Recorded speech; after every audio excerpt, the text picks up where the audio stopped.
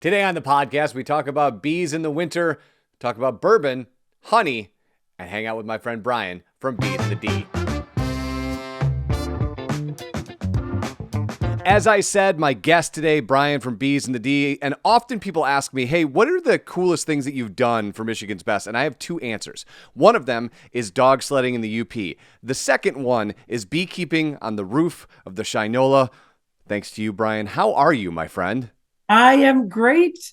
That is an honor to hear you say that because I love your videos and you do so many cool things. But I would kind of have to selfishly agree. Going in beehives is quite an amazing experience. So that was 3.5 years ago that you and I filmed that video. At this point that we're talking, you've got what, 11 million bees in the universe, sort of? Yeah, give or take a few, because I mean, it fluxes because obviously as we go into the winter, their population drops, but we're at about 225 hives at 75 locations now. So when you do the math, when it's summertime, sure, and there's 60,000 bees in each hive, yep, we're up there. So Brian, for those of us who are kind of learning this process, right? We've done No Mo May. I'm not sure if this is part of your ecosystem, but I want to let you know, because of the No Mo May, I'm now home to a number of cicada killers, which are, I don't know if that's a good or bad thing, but I leave them alone because they don't really bother us. But as we're going through this, though, what is happening right now? Like, do we call it hibernating? What do the bees do as we get into the colder months? It's one of my biggest questions, but first I want to say, isn't that so cool that you have just changed one simple thing and you're already seeing some species of animals that you normally wouldn't see? And I love cicada killers. They are pretty harmless. And isn't that cool that you've created an environment, a habitat for them just by making a tiny little change? Well, and let me double down on that for you. We've lived here for 8 years. They were not here till 2.5 years ago when I made that change. And I live in an HOA, so I don't get to do the whole month. I get to the point that they're going to kick us out of the HOA, and then I mow my. But with climate change, Eric, we don't expect anybody to go the whole month. We a lot of times say low mow May, or because it like you said, you wouldn't even get the lawnmower through it. But sorry, I will go back to your original. No. I'm excited. You're excited about that because my wife and I are like, is this a good thing? I mean, we made this change now that there's this thing that looks like it murders children for sport, but it doesn't. They're huge. They're our largest wasp, and they do get mistaken for those Asian ones because they do look very similar, but like their name, they're cicada killers. They live off of cicadas for the most part. Yes. But I hope that you even saw an influx of fireflies or, lightning bugs, because they need that longer grass too. So it's crazy how just one tiny thing, saving it may not look the best during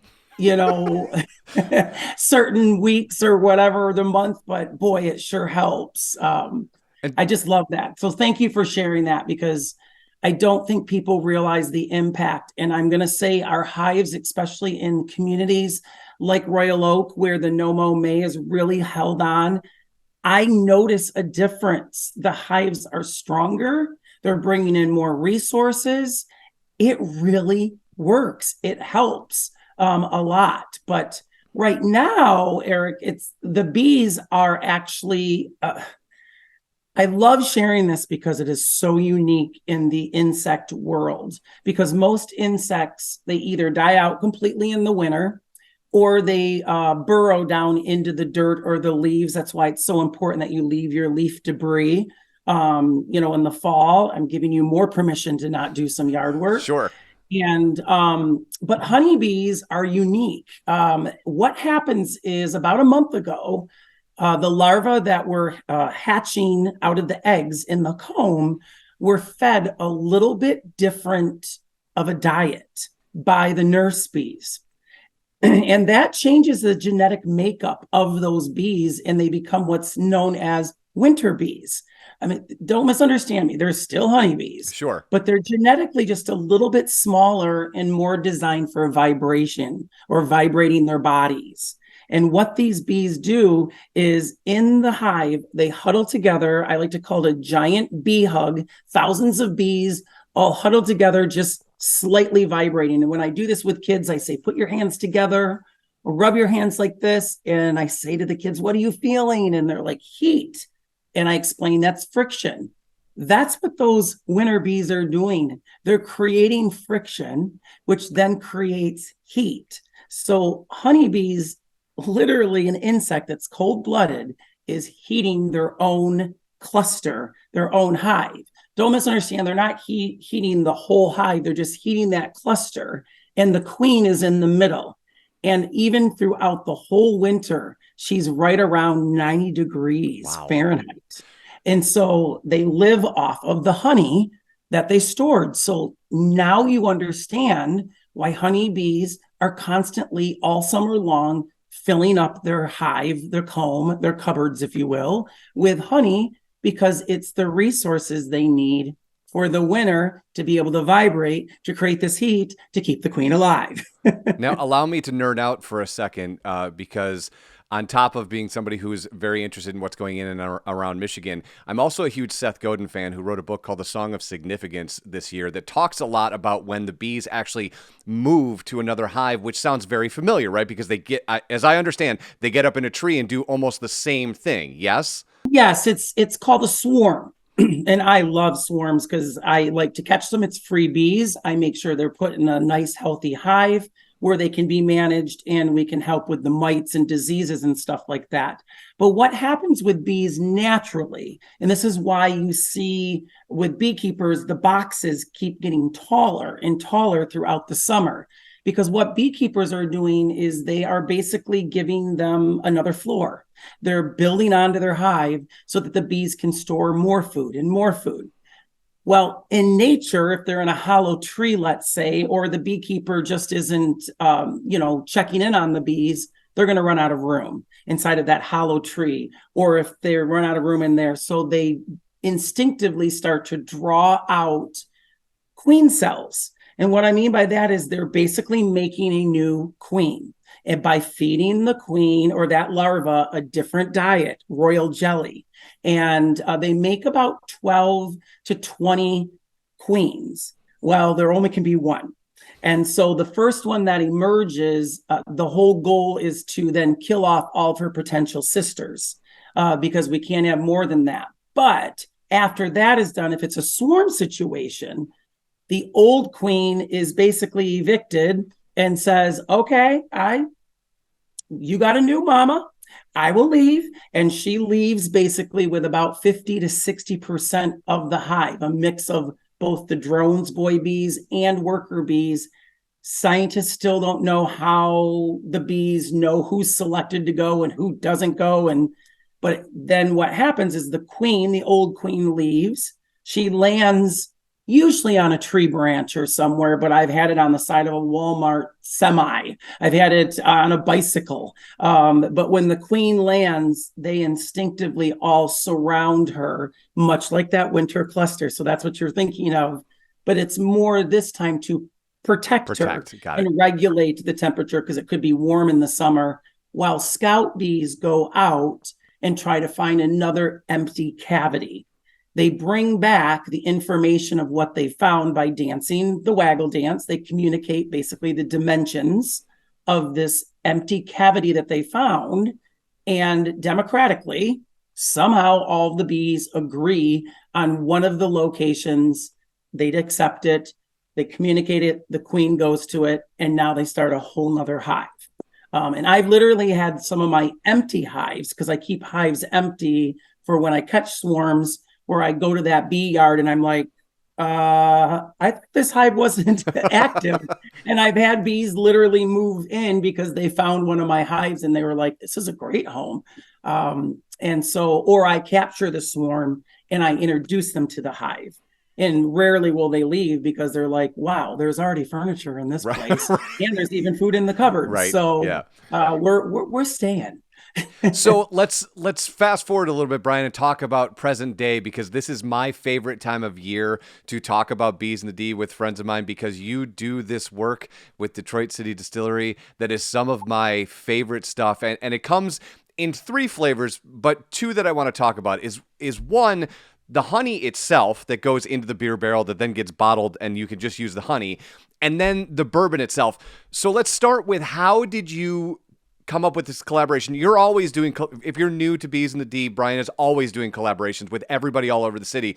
But specifically this one, how did it come to be, and when did it morph into actual products that people can eat based on the work that you do? Yeah, I would love to take credit for this one, but that would be the other bee, the other Brian, that deserves the credit, because I get to be the face of Bees in the D because I'm the educator. I love being on camera. I love sharing about bees. And Brian's that, quiet stage builder in the back that's making sure everything's in place for me. And so when we got bees up on the roof of Detroit City Distillery, we call it DCD, Brian right away was like, we need a honey bourbon. And when we went to, the founders, by the way, Detroit City Distillery is so incredibly supportive of us. What they do to help our organization is just, so many of our partners are, but they are just so special, and they would loved the idea. So basically we take 55 gallons of honey. Some of it is right from their rooftop, and we put it into one of the bourbon barrels, and it ages for about 3 months. Actually, just the other day, we bottled up 500 bottles of the bourbon honey, because it's limited, because we, we're dependent on the bees and how much honey they make. But about 500 bottles last year, I think, Eric, we sold out in 8 minutes. Yep. I think I got in at minute 4, I think, because I got one, but I got in pretty early. So yeah, people contact us all the time. Well, we actually did a special summer barrel, and we may start doing that.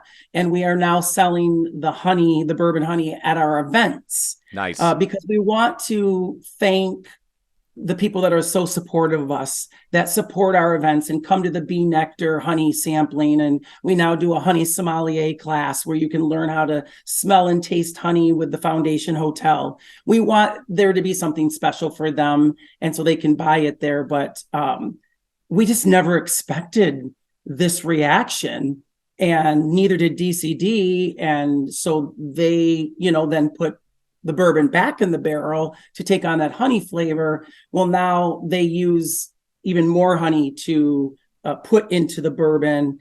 And I think this year it's somewhere upwards, like they're going to do 10,000 bottles of the bourbon. Wow. It's going to be statewide. Actually, it's going to be even out of Michigan at the liquor stores in Meyer. So our party is on the 10th. Yep. The bourbon party, and you can pre-order it online at 8 a.m.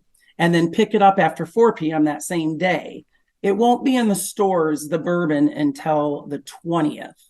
And we actually did save a little bit of honey to go in a few of these boutique Meyers, like the Rivertown Meyer and the Bridge Woodward Street, Corners, yeah. So that they can sell a little bit of the honey as well. But yeah, it's such a fun collaboration, and they're even doing now some little takeaway cocktails. I don't know if you saw that. I was just going to ask you if the Old Fashioned was a new product for this year. Is this the first year of that? Yes, correct. And so they're doing some of those as well. And we'll have a lot of our swag again, our T-shirts with the bourbon lip balm that we have made with the wax that's left over from the harvest. Motor City Candle, which is an incredible company, they make soy candles, but they have a whole line of beeswax candles that they use our wax for. And they make a honey bourbon candle that will be available along with the beekeeper candle as well. So yeah. And the rocks glasses are back. Oh, they're back. Nice. Yes. Love it. Love it. We had a little, we weren't able to get them last year, and people were begging for them. So they will be back as well. They're so amazing. And so all of those sales goes to help benefit our organization. It allows us to now have some funds to be able to put hives in urban gardens, at schools, and other locations that can't afford, to get the hives. Brian, if people want to learn more about your organization and maybe pick up a bottle of honey bourbon, where do they go and what do they do? If they want to learn just more about us, our website at Bees in the D, or on our social media, we're always sharing facts. We have a lot of information on our website. I am a teacher, so I've made some fun lessons for teachers or parents to use under Bees in the D Junior. If you're talking specifically about this event, it is going to be at the bar in the Eastern Market, Detroit City Distillery, on Friday the 10th. But in the morning, they will want to get online to Detroit City Distillery's website at 8 a.m. and that's when it opens. And you got to be quick with your finger if you're especially going to get the honey. But even online, you can order some of the other products as well. And then if you come at 4 o'clock when the party starts, you can pick it up that day. If you can't pick it up that day, you can pick it up later throughout the week. Awesome. Brian, thank you so much for the time. Have a wonderful holiday season, and we'll talk to you next year. Yeah, I look forward to it. And we got to get you suited up again and get you in the hives. Anytime, my friend. Anytime. We'll do another location, and it might even top the one that you already experienced. I look forward to it, my friend. Have fun. Thank you. Always great to see you.